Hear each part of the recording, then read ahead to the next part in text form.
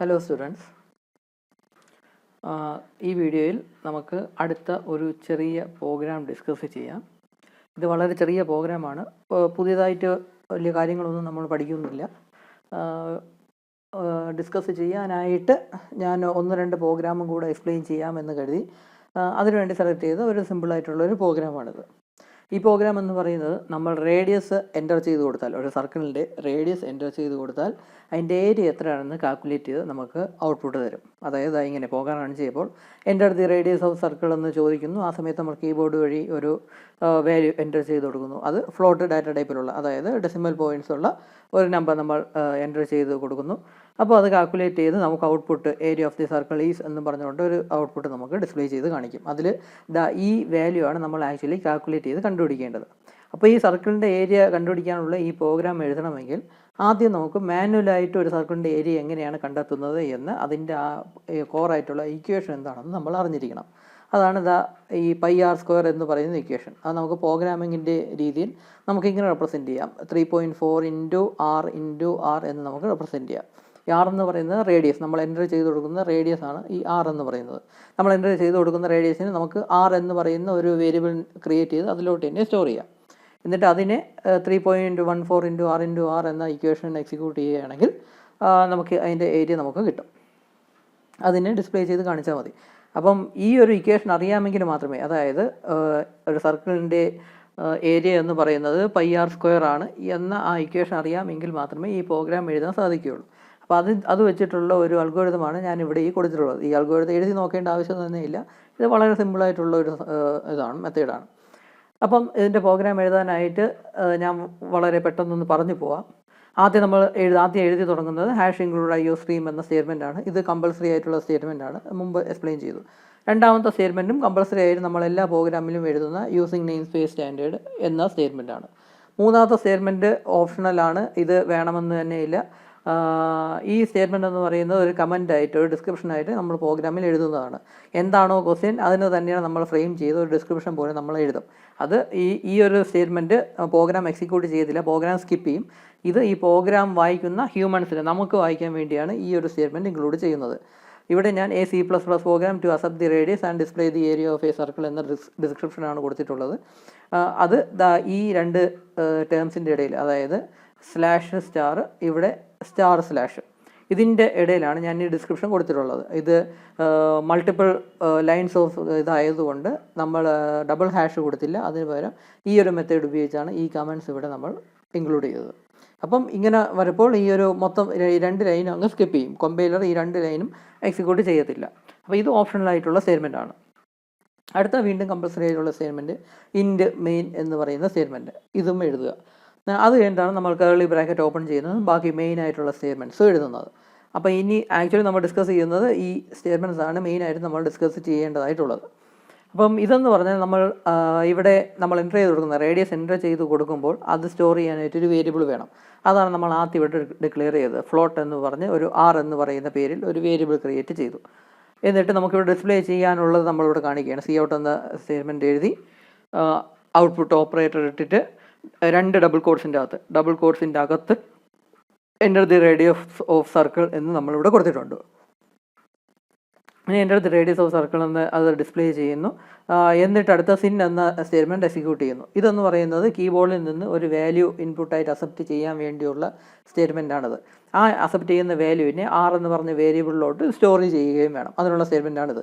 ഇത് എക്സിക്യൂട്ട് ചെയ്യുമ്പോഴാണ് കർസർ അവിടെ വെയിറ്റ് ചെയ്യുന്നത്, നമ്മുടെ ഇൻപുട്ടിന് വേണ്ടി കർസർ അവിടെ വെയിറ്റ് ചെയ്യുന്നത്. അപ്പോൾ ആ സമയത്ത് നമ്മളൊരു ഇൻപുട്ട്, അത് ഫ്ലോട്ട് ഡാറ്റ ടൈപ്പിലുള്ള ഒരു ഇൻപുട്ടാണ് നമ്മൾ എൻ്റർ ചെയ്ത് കൊടുക്കുന്നത്. സർക്കിളിൻ്റെ റേഡിയസ് ചോദിക്കുമ്പോൾ നമ്മൾ ABCD ഒന്നും ടൈപ്പ് ചെയ്ത് കൊടുക്കാറില്ല. എന്തെങ്കിലും ഒരു ന്യൂമറിക്കൽ വാല്യൂ ആയിരിക്കും എൻ്റർ ചെയ്യുന്നത്. നമ്മളിവിടെ സാമ്പിളായിട്ട് ഒരു 5.5 എന്ന് എൻ്റർ ചെയ്യുന്നു. എന്നിട്ട് ടൈപ്പ് ചെയ്യുന്നു. എന്നിട്ട് എൻ്റർ കീ പ്രസ് ചെയ്യുന്നു. അത് കഴിഞ്ഞിട്ട് അപ്പം എൻ്റർ കീ പ്രസ് ചെയ്യുമ്പോഴേക്കും ആ എൻ്റർ ചെയ്യുന്ന വാല്യൂവിനെ r എന്ന് പറയുന്ന വേരിയബിളിലോട്ട് സ്റ്റോർ ചെയ്യും. എന്നിട്ട് അടുത്തത് വീണ്ടും നമുക്കിവിടെ ഏരിയ കാൽക്കുലേറ്റ് ചെയ്യണമല്ലോ. ഈ ഒരു ഇക്വേഷൻ ഉപയോഗിച്ച് ഏരിയ കാൽക്കുലേറ്റ് ചെയ്യണം. ഈ 3.14 × r × r എന്ന ആ സ്റ്റേറ്റ്മെൻറ്റ് അത് എക്സിക്യൂട്ട് ചെയ്ത് കിട്ടുന്ന റിസൾട്ടിനെ ഏരിയ എന്ന് പറയുന്ന ഒരു വേരിയബിളിലോട്ട് സ്റ്റോർ ചെയ്യണം. അതിനുവേണ്ടി ഫ്ലോട്ട് എന്ന് പറഞ്ഞ് നമ്മളൊരു ഏരിയ എന്ന് പറയുന്ന ഒരു വേരിയബിൾ നമ്മളിവിടെ ക്രിയേറ്റ് ചെയ്തു. നിങ്ങളോട് ശ്രദ്ധിക്കുക, എനിക്ക് വേണമെങ്കിൽ ഈ ഏരിയയെ നമുക്ക് ഇവിടെ തന്നെ എഴുതാമായിരുന്നു. ഈ ഫ്ലോട്ട് r, ഏരിയ എന്ന് നമുക്കിവിടെ തന്നെ എഴുതാമായിരുന്നു. ഞാൻ അങ്ങനെ എഴുതിയില്ല എന്നേ ഉള്ളൂ. എവിടെയാണോ ഏരിയ ഉപയോഗിച്ചത് അതിന് മുന്നേ നമുക്ക് അത് ക്രിയേറ്റ് ചെയ്താലും മതി. ഈ ഫ്ലോട്ട് ഏരിയ എന്നുള്ളത് എപ്പോഴും ഏരിയ എന്ന് പറയുന്ന വേരിയബിൾ യൂസ് ചെയ്യുന്നതിന് മുന്നേ അത് ഡിക്ലെയർ ചെയ്യണം. അപ്പോൾ ഇവിടെ ഫ്ലോട്ട് ഏരിയ എന്ന് പറയുന്ന ഒരു വേരിയബിൾ, ഫ്ലോട്ട് ഡാറ്റ ടൈപ്പിലുള്ള ഒരു വേരിയബിൾ ക്രിയേറ്റ് ചെയ്തു. എന്നിട്ട് ഏരിയ ഈക്വൽസ് 3.14 × r എന്ന സ്റ്റേറ്റ്മെൻറ്റ് കൊടുത്തു. അപ്പോൾ ഇതിപ്പം ഈ ഒരു ഇക്വേഷൻ എക്സിക്യൂട്ട് ചെയ്തിട്ട് കിട്ടുന്ന റിസൾട്ട് എന്താണോ അത് ഏരിയ എന്ന് പറയുന്ന വേരിയബിളിലോട്ട് സ്റ്റോർ ചെയ്യുന്നു. അതും ഡെസിമൽ വാല്യൂസ് ഉള്ള ഒരു നമ്പർ ആയിരിക്കും. എന്നിട്ട് അടുത്ത സ്റ്റേറ്റ്മെൻറ്റ് നമുക്ക് ഈ കിട്ടിയ ഏരിയ എന്ന് പറയുന്ന വേരിയബിളിൽ സ്റ്റോർ ചെയ്യുന്ന വാല്യൂവിനെ ഡിസ്പ്ലേ ചെയ്ത് കാണിക്കണം. അതിന് വേണ്ടിയുള്ള സ്റ്റേറ്റ്മെൻറ്റാണിത്. അപ്പോൾ ഡിസ്പ്ലേ ചെയ്ത് കാണിക്കാനായിട്ട് COUT എന്ന സ്റ്റേറ്റ്മെൻറ്റ് എഴുതുന്നു. എന്നിട്ട് ഔട്ട്പുട്ട് ഓപ്പറേറ്റർ എഴുതിയിട്ട് ഡബിൾ കോട്ട്സിൻ്റെ അകത്ത് ഈ ഒരു description area of the circle is എന്ന അത്രയും പോർഷൻ ഇവിടെ അവസാനം ഒരു സ്പേസ് സഹിതം area of the circle is എന്നുള്ള സംഭവം ഡബിൾ കോട്ട്സിൻ്റെ അകത്ത് മെൻഷൻ ചെയ്യുന്നു. എന്നിട്ട് ഈ ടേം വരേണ്ട സ്ഥലത്ത് നമ്മൾ ആ വേരിയബിളിൻ്റെ പേര് അവിടെ മെൻഷൻ ചെയ്യുന്നു. പേര് മെൻഷൻ ചെയ്യുന്നത് ഇങ്ങനെയാണ്. ഒരു ഔട്ട്പുട്ട് ഓപ്പറേറ്റർ ഇട്ട്, അതായത് 2 സിമ്പൽ എഴുതി എന്നിട്ട് ഏരിയ എന്ന ആ വേരിയബിളിൻ്റെ പേരവിടെ മെൻഷൻ ചെയ്യുന്നു. അപ്പോൾ ഈ ഒരു സ്റ്റേറ്റ്മെൻറ്റ് എക്സിക്യൂട്ട് ചെയ്യുമ്പോൾ ഇവിടെ ഏരിയ എന്ന് പറയുന്ന വേരിയബിൾ സ്റ്റോർ ചെയ്യുന്ന വാല്യൂ ആയിരിക്കും ഇവിടെ ഡിസ്പ്ലേ ചെയ്യുന്നത്. അങ്ങനെയാണ് ഇവിടെ 94.985 എന്ന ഈ ഒരു വാല്യൂ ഇവിടെ ഡിസ്പ്ലേ ചെയ്യുന്നത്. അപ്പോൾ ഇത്രയേ ഉള്ളൂ. പിന്നെ റിട്ടേൺ 0 എന്ന സ്റ്റേറ്റ്മെൻറ്റ് അതുകൂടെ ആ പ്രോഗ്രാം തീർന്നു. അപ്പോൾ ഇതാണ് വളരെ സിമ്പിളായിട്ടുള്ള ഒരു പ്രോഗ്രാം എന്ന് പറയുന്നത്. റേഡിയസ് എൻട്രി ചെയ്ത് കൊടുത്താൽ അതിൻ്റെ സർക്കിളിൻ്റെ ഏരിയ കാൽക്കുലേറ്റ് ചെയ്ത് അത് ഡിസ്പ്ലേ ചെയ്ത് കാണിക്കുന്ന വളരെ സിമ്പിളായിട്ടുള്ള ഒരു പ്രോഗ്രാം. ഈ പ്രോഗ്രാമിൽ ചെറിയ ഒരു വേരിയേഷൻ വരുത്തി ഞാനിപ്പോൾ കാണിക്കാം. എന്താണെന്ന് പറഞ്ഞാൽ നമ്മളിവിടെ ഇത്രയും ലൈൻസ് ഇവിടെ കൊടുത്തിട്ടുണ്ട്. ഇതെല്ലാം ചെറിയ സ്റ്റേറ്റ്മെൻറ്റാണ്. ഇതൊരു ചെറിയ സ്റ്റേറ്റ്മെൻറ്റാണ്, ഇതും ചെറിയ സ്റ്റേറ്റ്മെൻറ്റാണ്, ഇതും ചെറിയ സ്റ്റേറ്റ്മെൻറ്റാണ്. പക്ഷേ നമ്മൾ ഈ 3 ലൈൻ ആയതുകൊണ്ട് ഇത്രയും ഒരുപാട് സ്പേസ് എടുത്തു. അപ്പോൾ സ്പേസ് കുറയ്ക്കാനായിട്ട് നമുക്ക് വേണമെങ്കിൽ ആ സ്റ്റേറ്റ്മെൻറ്റ്സ് കമ്പൈൻ ചെയ്യുക എന്ന് പറഞ്ഞാൽ ഒറ്റ ലൈനിൽ തന്നെ അങ്ങ് എഴുതാൻ കുഴപ്പമില്ല. ഇത് ഓരോന്നും ഓരോ സ്റ്റേറ്റ്മെൻറ്റാണ്. ഇതൊരു സ്റ്റേറ്റ്മെൻറ്റ്, ഇത് രണ്ടാമത്തെ സ്റ്റേറ്റ്മെൻറ്റ്, ഇത് മൂന്നാമത്തെ സ്റ്റേറ്റ്മെൻറ്റ്. അപ്പോൾ ഇത് ഓരോന്നും സ്റ്റേറ്റ്മെൻറ്റ് ബൈ സ്റ്റേറ്റ്മെൻറ്റ് ആയിട്ട് എഴുതുന്നുവെങ്കിലും ഒറ്റ ലൈനിൽ തന്നെ നമുക്ക് എഴുതാനായിട്ട് സാധിക്കും. ഇവിടെ സെമി കോളനൊക്കെ ഉള്ളതുകൊണ്ട് അത് ഓരോന്നും ഇൻഡിവിജ്വൽ സ്റ്റേറ്റ്മെൻറ്റ്സ് ആയിട്ട് അങ്ങ് നിന്നോളും. അപ്പോൾ ഇങ്ങനെ കമ്പൈൻ ചെയ്തൊക്കെ എഴുതാൻ നോക്കും. പക്ഷേ നിങ്ങൾ തന്നെ ഇപ്പം നോക്കുക, ഇതിപ്പം കമ്പൈൻ ചെയ്ത് എഴുതുകയാണെങ്കിൽ ചിലപ്പോൾ വായിക്കാൻ ബുദ്ധിമുട്ടോ അല്ലെങ്കിൽ മനസ്സിലാക്കി എടുക്കാനായിട്ട് കുറച്ച് ബുദ്ധിമുട്ടോ ഫീൽ ചെയ്തെന്നിരിക്കും. നിങ്ങളിപ്പോൾ എക്സാമിന് എഴുതുകയാണെന്ന് തന്നെ കരുതുക. ടീച്ചർ വാല്യൂ ചെയ്യുമ്പോൾ ഇങ്ങനെയൊക്കെയാണ് കുറച്ച് കൺജസ്റ്റഡ് ആയിട്ട് അല്ലെങ്കിൽ കുറച്ച് കൺഫ്യൂസിങ് ആയിട്ടൊക്കെ സ്റ്റേറ്റ്മെൻറ്റ്സ് എഴുതിയാൽ ചിലപ്പം ടീച്ചറിനുണ്ട് പക്ഷേ ഇഷ്ടപ്പെട്ടില്ല എന്ന് വരും. മേ ബി അവർ വിചാരിക്കും നിങ്ങൾ എഴുതിക്കുന്നത് തെറ്റാണെന്ന് എഴുതി ചിലപ്പം മാർക്ക് കുറച്ചെന്നൊക്കെ വരാം. അപ്പോൾ അതുകൊണ്ട് ഇങ്ങനെയൊക്കെ എഴുതാമെങ്കിലും സാധാരണ ഇങ്ങനെ ആരും പ്രിഫർ ചെയ്യാറില്ല. ഇങ്ങനെ ഒരു ലൈനിൽ തന്നെ ഒന്നിൽ കൂടുതൽ സ്റ്റേറ്റ്മെൻറ്റ്സ് എഴുതുക എന്ന രീതി ആരും അങ്ങനെ പ്രിഫർ ചെയ്യാറില്ല. നിങ്ങൾ എക്സാം പേപ്പറിൽ എന്തായിരുന്നാലും സ്പേസ് ഉണ്ടല്ലോ, അതുകൊണ്ട് നിങ്ങൾ സെപ്പറേറ്റ് ലൈൻസിൽ തന്നെ ഓരോ സ്റ്റേറ്റ്മെൻ്റ് ആയിട്ട് എഴുതുക. ഇങ്ങനെ എഴുതിയാലും കുഴപ്പമൊന്നുമില്ല. പ്രോഗ്രാം ഫുള്ളി ആയിട്ട് വർക്ക് ചെയ്യും, ഒരു എററും ഇല്ലാതെ വർക്കാവും. പക്ഷേ ഈ പരീക്ഷയ്ക്കൊക്കെ എക്സാമിനൊക്കെ എഴുതുമ്പോൾ ചിലപ്പോൾ ഒരുപക്ഷെ ഫാക്കൽറ്റിക്ക് അത് ഇഷ്ടപ്പെട്ടില്ല എന്ന് വരാം. ഒരുപക്ഷെ പെട്ടെന്ന് വായിക്കുമ്പോൾ പെട്ടെന്ന് മനസ്സിലായില്ല എന്ന് വരാം. അത് ഫാക്കൽറ്റിയുടെ കുറ്റമാണെങ്കിലും മാർക്ക് കുറയുന്നത് നിങ്ങൾക്കായിരിക്കും. അപ്പോൾ അതുകൊണ്ട് ഇങ്ങനെയൊക്കെ എഴുതാമെങ്കിലും ഒറ്റ ലൈനിൽ തന്നെ ഒന്നിൽ കൂടുതൽ സ്റ്റേറ്റ്മെൻറ്റ്സ് എഴുതാമെങ്കിലും അങ്ങനെ എക്സാമിന് അങ്ങനെ എഴുതാതിരിക്കാൻ ശ്രമിക്കുക. ഓരോന്നും ഇൻഡിവിജ്വൽ ലൈൻസിൽ തന്നെ എഴുതാനായിട്ട് ശ്രമിക്കുക. അപ്പം ഇങ്ങനെയൊക്കെ എഴുതാം. ഇനി നിങ്ങളൊരു കാര്യം, ഒരു ചെറിയൊരു കാര്യം കൂടെ ഞാനിപ്പോൾ ആഡ് ചെയ്യാം. എനിക്കിതാ ഇങ്ങനൊരു ഔട്ട്പുട്ടാണ് വേണ്ടത്. അതായത് ഇവിടെ അവസാനം ഇപ്പം എൻ്റെ അടുത്ത് റേഡിയസ് ഓഫ് സർക്കിൾ എന്ന് ചോദിക്കുമ്പോൾ നമ്മളൊരു വാല്യൂ എൻ്റർ ചെയ്ത് കൊടുക്കുന്നു. അപ്പം അത് ഉപയോഗിച്ച് ഒരു ഏരിയ എത്രയെന്ന് കാൽക്കുലേറ്റ് ചെയ്ത് കൊടുക്കുന്നു. എന്നിട്ട് അത് ഡിസ്പ്ലേ ചെയ്യുന്നു. Area of the circle is എന്ന് പറഞ്ഞിട്ട് അടുത്ത ലൈനിലായിട്ടാണ് ആ കിട്ടിയ വാല്യൂ നമ്മൾ എഴുതി കാണിക്കുന്നത്.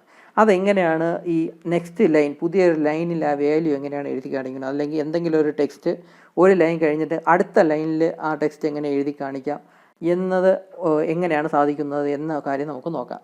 നമ്മളിവിടെ എൻഡ് എൽ എന്ന് പറയുന്ന പുതിയൊരു സംഭവത്തെ പറ്റി പഠിക്കുകയാണ്. ഇത് വളരെ ഇമ്പോർട്ടൻ്റ് ആയിട്ടുള്ള ഒരു ഫംഗ്ഷൻ എന്ന് വേണമെങ്കിൽ പറയാം. എൻഡ് എൽ എന്നുള്ളത് ഫംഗ്ഷൻ എന്ന് വേണമെങ്കിൽ പറയാം. വളരെ ഇമ്പോർട്ടൻ്റ് ആയിട്ടുള്ള, നമ്മൾ വളരെ എപ്പോഴും C++ൽ ഒരുപാട് തവണ ഒരുപാട് സ്ഥലങ്ങളിൽ യൂസ് ചെയ്യുന്ന, കോമൺ ആയിട്ട് യൂസ് ചെയ്യുന്ന ഒരു ഫംഗ്ഷനാണ്, ഒരു മെത്തേഡാണ് എൻഡ് എൽ എന്ന് പറയുന്നത്. ഈ എൻഡ് എൽ എന്ന ഈ ഒരു ഫംഗ്ഷൻ എഴുതുന്നത് ഇങ്ങനെയാണ്. അതായത് ഈ ഔട്ട്പുട്ട് ഓപ്പറേറ്റർ എഴുതിയിട്ട് ഈ എൻഡ് എൽ എന്ന് എഴുതും. എവിടെയാണോ ഇങ്ങനെ വരുന്നത് ഈ ഔട്ട്പുട്ട് ഓപ്പറേറ്റർ, അതായത് 2 സിമ്പൽ അതിൻ്റെ കൂടെ എൻഡ് എൽ എന്ന് എവിടെയാണോ വരുന്നത് അവിടെ വെച്ച് ന്യൂ ലൈൻ, പുതിയ ലൈൻ ക്രിയേറ്റ് ചെയ്തിട്ടായിരിക്കും ബാക്കി വരുന്ന കാര്യങ്ങളെല്ലാം ഡിസ്പ്ലേ ചെയ്യുന്നത്. അതായത് ഇത് സി ഔട്ട് എന്ന സ്റ്റേറ്റ്മെൻറ്റ് മാത്രമേ ഉപയോഗിക്കുകയുള്ളൂ. ഈ എൻഡ് എൽ എന്ന് പറയുന്ന സ്റ്റേറ്റ്മെൻറ്റ് ഒരു ന്യൂ ലൈൻ ക്രിയേറ്റ് ചെയ്യാൻ വേണ്ടിയാണ് ഈ ഒരു ഫംഗ്ഷൻ യൂസ് ചെയ്യുന്നത്. അത് സി ഔട്ട് എന്ന സ്റ്റേറ്റ്മെൻറ്റിൽ മാത്രമേ യൂസ് ചെയ്യത്തുള്ളൂ. ഈ സ്റ്റേറ്റ്മെൻറ്റിലൊന്നും എൻഡ് എൽ ഉപയോഗിക്കത്തില്ല.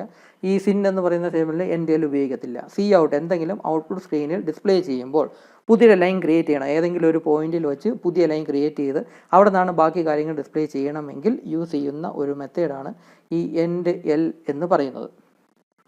ഇവിടെ ഈ വാല്യൂസ് തെറ്റാണ്, അത് നിങ്ങൾ ശ്രദ്ധിക്കേണ്ട. ഈ വാല്യൂസ് തെറ്റാണോ നോക്കണ്ട. ഓക്കെ, അപ്പോൾ ഈ എൻഡ് സംഭവം എന്ന് പറയുന്നത് ഇവിടെ എനിക്ക് ഈ ഒരു സെൻറ്റൻസ് കഴിഞ്ഞിട്ട് അടുത്ത ലൈനിലായിട്ടാണ് ഈ ഒരു വാല്യൂ എനിക്ക് ഡിസ്പ്ലേ ചെയ്യേണ്ടത്. അപ്പോൾ നമ്മൾ ചെയ്യുന്നത് എന്തെന്ന് വെച്ചാൽ ആദ്യം area of the circle is എന്നുള്ള സംഭവം ഡബിൾ കോട്സിൻ്റെ അകത്ത് കൊടുത്തു.